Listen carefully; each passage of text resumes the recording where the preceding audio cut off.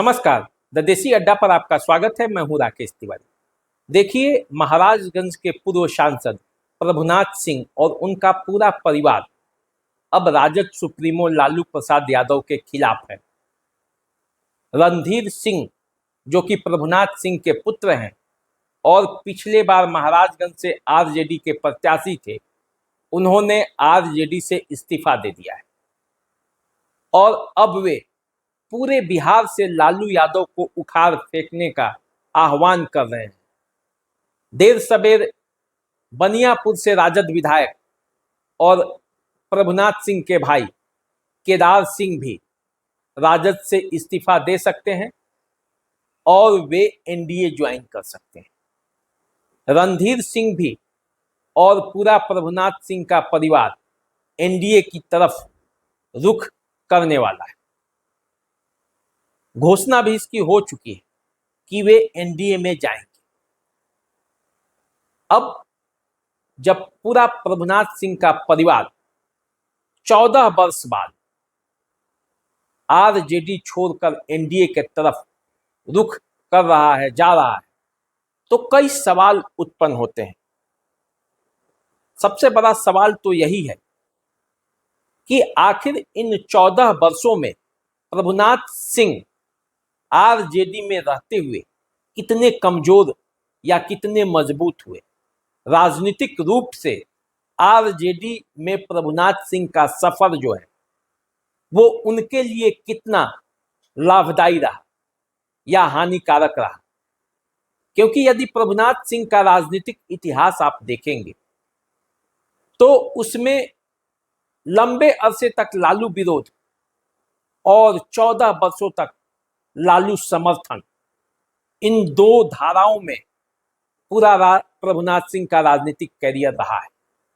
अब इन दो धाराओं के बीच प्रभुनाथ सिंह का जलवा कब कायम था, कब प्रभुनाथ सिंह जलवे में रहे और किस धारा के साथ चलकर प्रभुनाथ सिंह राजनीति की ऊंचाइयां प्राप्त किए, आज इसी बात पर चर्चा होगी।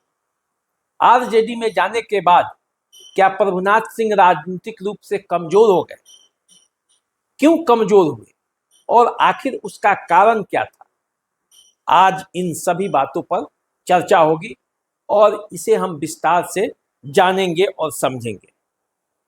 एनडीए में यदि प्रभुनाथ सिंह जाते हैं तो अब एनडीए में प्रभुनाथ सिंह के लिए क्या संभावनाएं हैं? एनडीए में प्रभुनाथ सिंह के जाने से महाराजगंज क्षेत्र की राजनीति में अब क्या परिवर्तन आएगा? किन किन लोगों को परेशानी हो सकती है और प्रभुनाथ सिंह किस रास्ते पर चलकर फिर से अपने राजनीतिक कैरियर को उड़ान दे सकते हैं।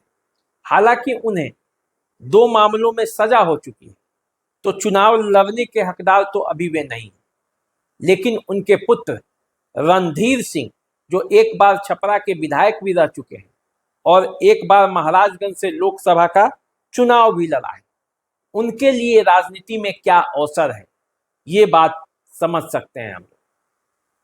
प्रभुनाथ सिंह के भाई केदारनाथ सिंह, जो कि बनियापुर से विधायक रह चुके हैं कई बार, अभी वर्तमान में भी विधायक हैं, 25 में चुनाव भी है, तो उनके लिए क्या संभावनाएं हैं? और युवराज सुधीर सिंह, जो युवाओं में काफी लोकप्रिय हैं और कई बार वे भी चुनाव निर्दलीय प्रत्याशी के तौर पर लड़ चुके हैं, लेकिन जीत किसी में हासिल नहीं हुआ था, उनके लिए क्या संभावनाएं हैं? इन सब बातों पर चर्चा करेंगे।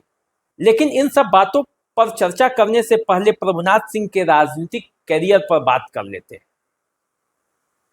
प्रभुनाथ सिंह का राजनीतिक कैरियर की शुरुआत होती है वर्ष 1985 से, जब वे पहली बार निर्दलीय प्रत्याशी के तौर पर जेल में बंद रहते हुए शेर छाप पर चुनाव जीत गए थे। उन पर मसरख के विधायक रामदेव सिंह काका की हत्या का आरोप था। इसी आरोप में वे जेल में बंद थे। जेल से ही उन्होंने पर्चा भरा और चुनाव जीत गए। 89 में जब पूर्व प्रधानमंत्री चंद्रशेखर महाराजगंज लोकसभा क्षेत्र से चुनाव लड़ने का मन बनाया, तब प्रभुनाथ सिंह पूर्व प्रधानमंत्री चंद्रशेखर के करीब आते चले गए। पूर्व प्रधानमंत्री चंद्रशेखर को महाराजगंज से जो जीत मिली उसमें भी प्रभुनाथ सिंह की अहम भूमिका रही और इसी का नतीजा हुआ कि प्रभुनाथ सिंह 90 का चुनाव जनता दल के टिकट पर लड़े और फिर दोबारा मसरख विधानसभा क्षेत्र से बड़ी आसानी से जीत गए। लेकिन जब मामला मंडल और कमंडल पर आया और पूरे देश की राजनीति मंडल और कमंडल पर झूलने लगी, तब प्रभुनाथ सिंह और लालू प्रसाद यादव में वैचारिक अंतर आने लगा। दोनों के विचारधारा नहीं मिलने के कारण प्रभुनाथ सिंह लालू प्रसाद यादव से अलग हो गए। उन्होंने आनंद मोहन, अखलाक अहमद, इन सभी लोगों ने मिलकर बीपीपा का निर्माण किया, बिहार पीपुल्स पार्टी, और इसी पार्टी के तहत पूरे बिहार में प्रभुनाथ सिंह और आनंद मोहन प्रचार करने लगे, लालू के खिलाफ आवाज बुलंद करने लगे। और इसका नतीजा ये हुआ कि 1995 का जब चुनाव आया तो प्रभुनाथ सिंह बीपीपा के टिकट पर मसरख से चुनाव लड़ रहे थे और उनके खिलाफ लालू प्रसाद यादव उन्हीं के शागिर्द अशोक कुमार सिंह को चुनावी मैदान में उतार दिए। इधर नीतीश कुमार भी लालू से खफा होकर समता पार्टी का निर्माण किए और समता पार्टी के बैनर तले नीतीश कुमार 95 में लालू के खिलाफ आंदोलन छेड़ दी और समता पार्टी भी चुनाव लड़ गई। समता पार्टी, बीजेपी, बीपीपा, ये सब पार्टियां अलग अलग लालू प्रसाद यादव से के खिलाफ चुनाव लड़ने लगी और इसका नतीजा ये हुआ कि विपक्ष पूरी तरह से अलग थलग पड़ गया, बिखर गया, कई धाराओं में बट गया और लालू प्रसाद यादव बड़ी मजबूती से 1995 का चुनाव जीत गए और बड़े हनक से फिर बिहार के मुख्यमंत्री बने। और जब लालू प्रसाद यादव बिहार के मुख्यमंत्री बने तो उसके बाद प्रभुनाथ सिंह उस चुनाव में हार गए थे, 95 के चुनाव। लेकिन एक साल भी नहीं बीता और मसरख से चुनाव जीतने वाले अशोक कुमार सिंह की हत्या कर दी गई उन्हीं के आवास में पटना में, और इसका सीधा सीधा आरोप प्रभुनाथ सिंह पर लगा। प्रभुनाथ सिंह अभी उसी हत्या के आरोप में भी सजा काट रहे हैं। इसके अलावे उन्हें एक अन्य केस में भी सजा हुई है जिसके वजह से वे हजारीबाग जेल में बंद है।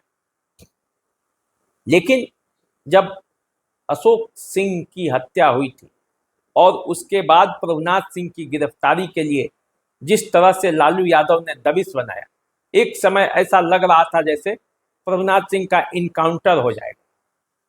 पूरा बिहार सरकार एक तरफ थी और प्रभुनाथ सिंह एक तरफ, लड़ते रहे और अंततः जाकर उन्होंने छपरा कोर्ट में सरेंडर किया। पुलिस ये नहीं चाहती थी कि प्रभुनाथ सिंह आत्मसमर्पण करे, इसीलिए उन पर निगरानी रखी गई। लेकिन प्रभुनाथ सिंह भी राजनीति के माहिर खिलाड़ी थे, उन्होंने ऐसा जाल बिछाया कि सब देखते रह गए और प्रभुनाथ सिंह जाकर आत्मसमर्पण कर दिए। उसके बाद छपरा जेल में वे लंबे समय तक रहे, उनसे पूछताछ भी हुई, कई तरह की बातें हुई, लेकिन छपरा जेल में वे गए और उन्होंने प्रण किया कि जब तक लालू प्रसाद यादव को सत्ता से उखाड़ नहीं फेंकेंगे तब तक खादी ग्रहण नहीं करेंगे।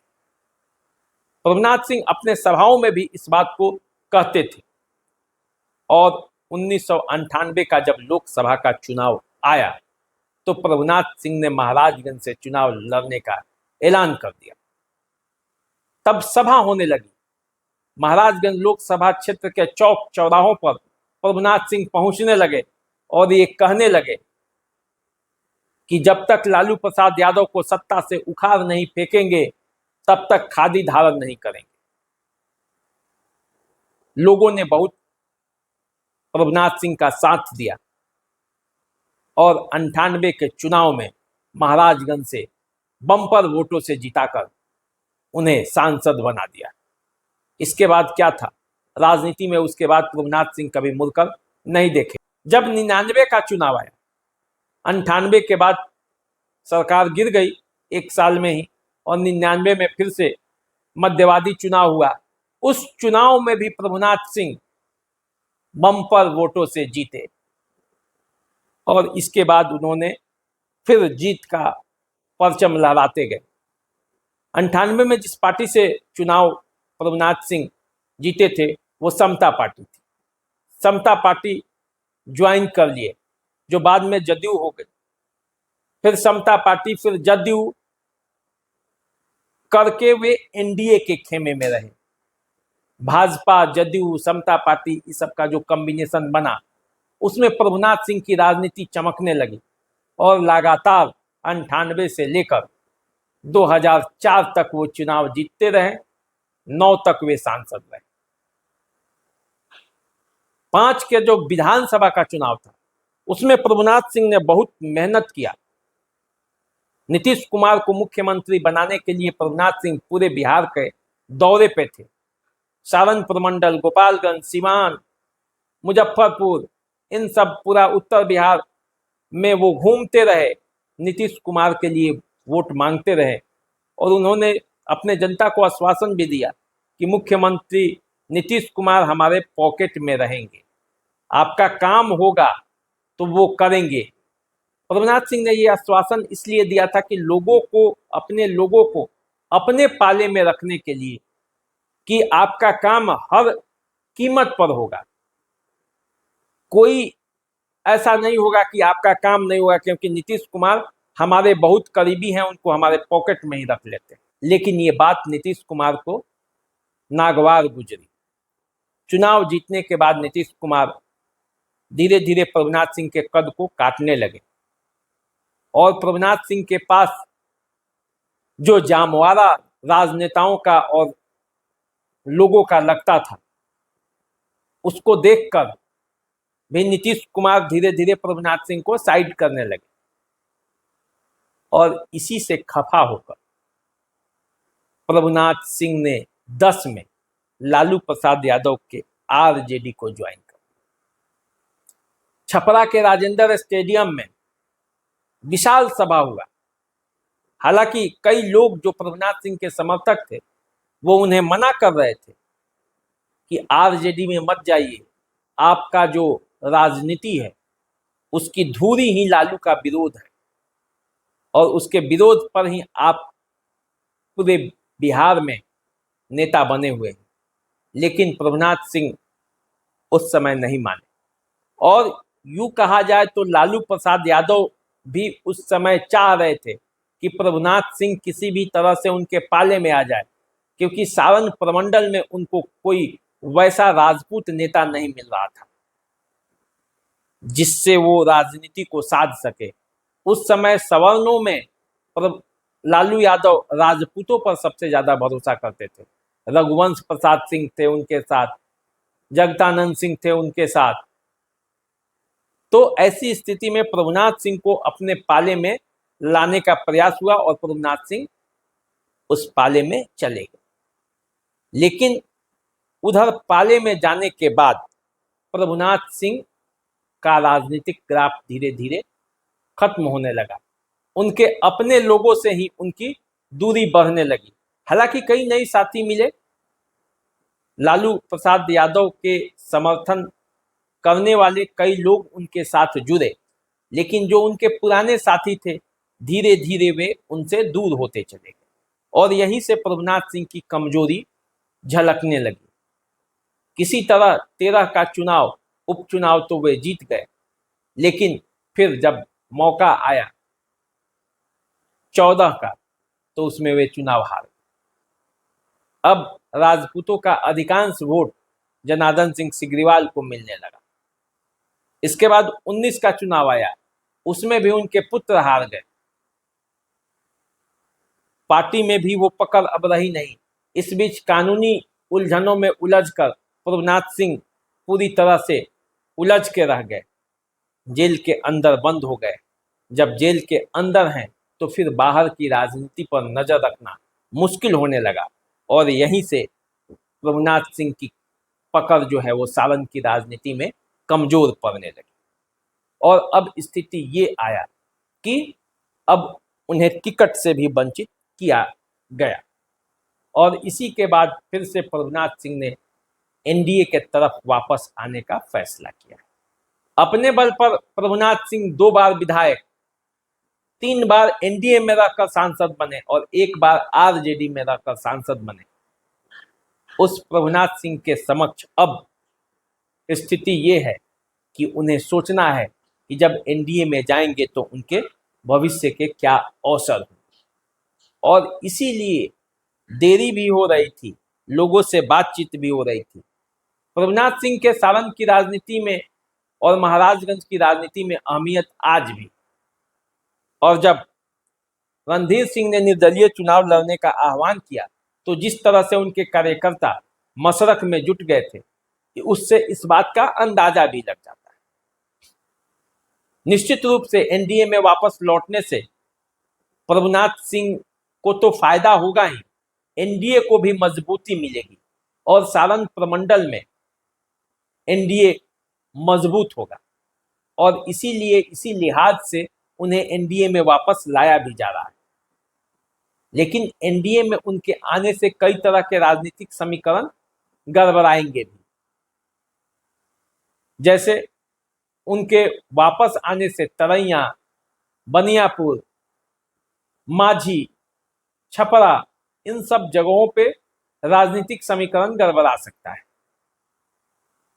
तो आने वाले समय में ये पता चलेगा कि जब प्रभुनाथ सिंह और उनका पूरा परिवार एनडीए में आ जाता है और इस चुनाव में जी तोड़ मेहनत करके एनडीए को जीत दिलाता है, तो उसके बाद आगे की रणनीति क्या होगी, पूरा समीकरण क्या होगा। लेकिन इतना तय है कि जब जब प्रभुनाथ सिंह एनडीए में रहे हैं उनकी स्थिति मजबूत रही है और जैसे ही वे एनडीए छोड़कर आरजेडी में गए उनकी राजनीतिक स्थिति कमजोर होती चली गई। उसका कारण भी है क्योंकि प्रभुनाथ सिंह के अधिकांश समर्थकों में एक बहुत बड़ा वर्ग एनडीए का स्वाभाविक समर्थक है और इसीलिए जब एनडीए में प्रभुनाथ सिंह आते हैं तो उनकी स्थिति मजबूत हो जाती है और जब चले जाते हैं तो उनकी स्थिति कमजोर हो जाती है। तो देखिए, एक बार प्रभुनाथ सिंह फिर एनडीए के रुख करने वाले हैं और उनका पूरा परिवार एनडीए में शामिल होने वाला है। तो सारण की राजनीति फिर कहाँ जाती है ये आने वाले समय में पता चलेगा। आप हमारे चैनल को सब्सक्राइब कर लीजिए, फेसबुक इंस्टाग्राम पे हमें फॉलो कीजिए। अभी दीजिए इजाजत, नमस्कार।